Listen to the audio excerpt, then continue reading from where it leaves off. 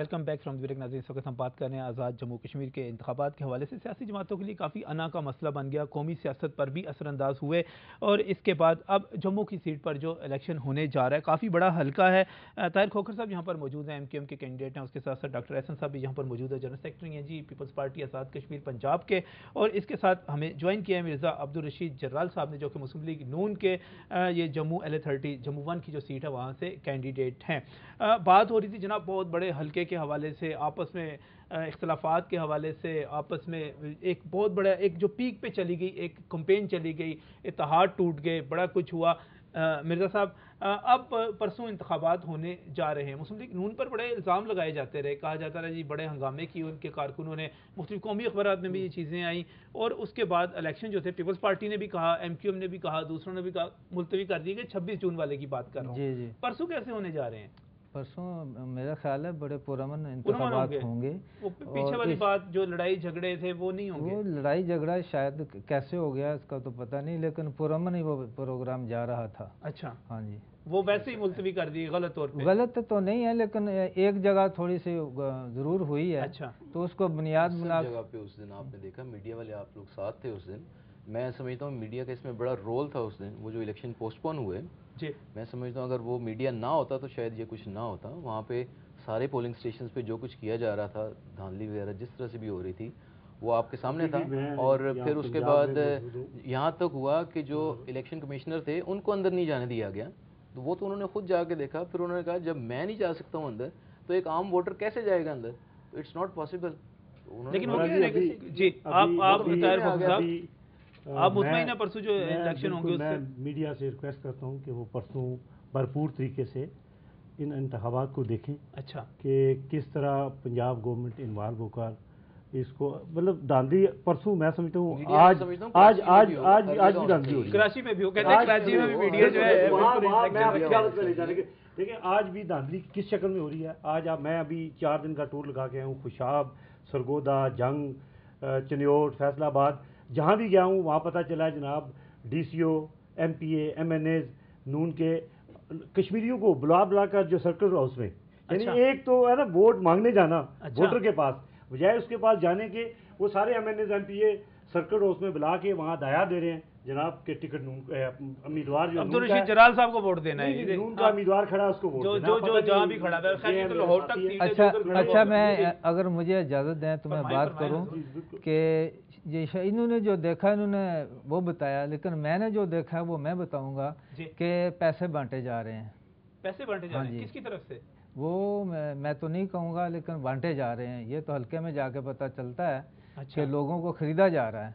तो जब ख़रीदा जाएगा तो फिर वो जो लोग हैं वो जब उनका कैंडिडेट जीत जाता है तो फिर कैंडिडेट दोबारा उधर जाता भी नहीं। उसको भी हाईलाइट करें कौन खरीद रहा है जी, कौन खरीद रहा है? पता चलना चाहिए। पिछली दफा पीपल्स पार्टी की तरफ से बेनजीर इनकम सपोर्ट प्रोग्राम की बात की गई थी कि उसका मिसयूज, खबरें मैंने देखी थी इस हवाले से। प्रोग्राम मैं समझता हूं जितना इस हवाले से कोई भी नहीं है।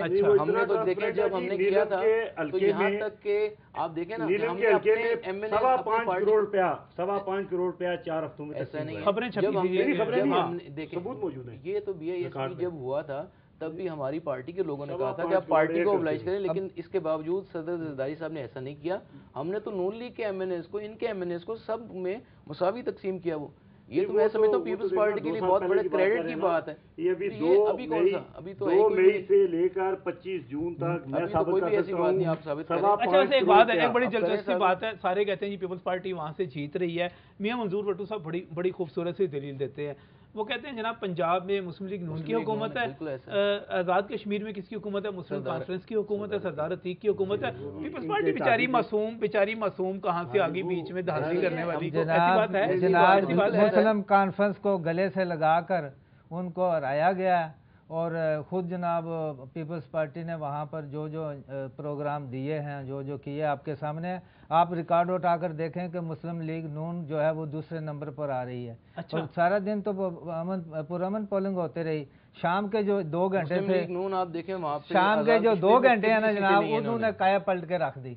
अच्छा, शाम के वो कहते हैं जी हमारे 3 ही बंदे हैं वहाँ पे, मासूम से, ईमानदार से, एक IG है, एक चीफ सेक्रेटरी है, एक इलेक्शन कमिश्नर हमारे लगाए हुए। आप ये देखें कि मुस्लिम लीग नून ने आज़ाद कश्मीर के जो हल्के थे वहाँ से कितनी सीटें ली हैं। सीटें तो इनको सारी मिली हैं, जो पंजाब से इन्होंने धांधली की यहाँ से, वहाँ से तो इनको कोई सीटें नहीं मिली। राजा फारूक साहब 2 सीटों से इन्होंने जितवाई, यहाँ से कितनी सीटें पंजाब कांस्टेबलरी की जो है वहाँ पे ड्यूटी लगाई, उनको जाके जिताया गया। पंजाब से कितनी सीटें ली आपको पता होगा पीपल्स पार्टी ने? कितनी सीटें ली जी? बता दें डॉक्टर साहब, बता दें, यही तो कहते हैं डॉक्टर साहब बता दें ली है या नहीं ली? 2 सीटें तो ये बता दें। ली है ना, आपने भी ली है। तीसरी सीट भी हमारी थी जिस पे धांधली की गई, उसके अलावा सियालकोट में भी इन्होंने सीटें, आप सिर्फ इतना पूछ लें कि इन्होंने सीटें ली या पंजाब से या नहीं ली, इतनी सी बात। जो पूछ रहे हैं वो तो बता देना, ये बता दें डॉक्टर साहब। अच्छा वैसे कई चीजें धांधली के बावजूद हम यहाँ से जीते हैं, इसका मतलब ये है कि अवाम हमारे साथ है। अवाम हमारे साथ कैसी बात हुई? अगर धांधली होती तो फिर आपको सीटें कैसे मिलती? आप देख लें कि सबसे पहले एमक्यूएम ने 24 घंटे पहले खदशात का इजहार किया, अच्छा धांधली का इल्ज़ाम लगाया, बाइकाट किया, और अगले दिन ये साबित हुआ कि दोनों बड़ी ताकतों ने, वो नून की हो या पीपल्स पार्टी, दोनों ने अपनी अपनी जगह धांधली की, और धांधली से जिस तरह उम्मीदवार कामयाब करवाए, रिकॉर्ड पर मौजूद है 125% वोट पोल हुए हैं, और वो बाकायदा रिकॉर्ड पे आए हैं। और ऐसी कोई बात, अगर ऐसी कोई बात होती है, बात ना मौजूद है, उसमें आप मौजूद है वहाँ पे, आप जाएं। चीफ इलेक्शन कमिश्नर के 3 वोट बने हुए थे, चीफ इलेक्शन कमिश्नर के एक हल्के में मैंने खुद वोट पड़े, 6000 वोट थे वहाँ पर, 6700 800 कास्ट हुए। तीनों जगह वो नहीं जा सका, और तीनों वोट ऐसी बात नहीं है, ऐसी कोई बात नहीं है। इलेक्शन कमीशन वहाँ पे मौजूद है, हाई कोर्ट वहाँ पे है, आप कोर्ट में जा सकते हैं। ऐसे अगर इतनी कोई बात होती तो मैं समझता हूँ कि वो ओपोनेंट जो कैंडिडेट है वो फौरन कोर्ट पे चले जाते हैं। ऐसी कोई बात नहीं है, कहीं भी ऐसी है तो बातें। अब जो हार जाता है वो हमेशा ऐसे कहता है कि ये हो गया वो हो गया। ये तो एक बहुत बड़ी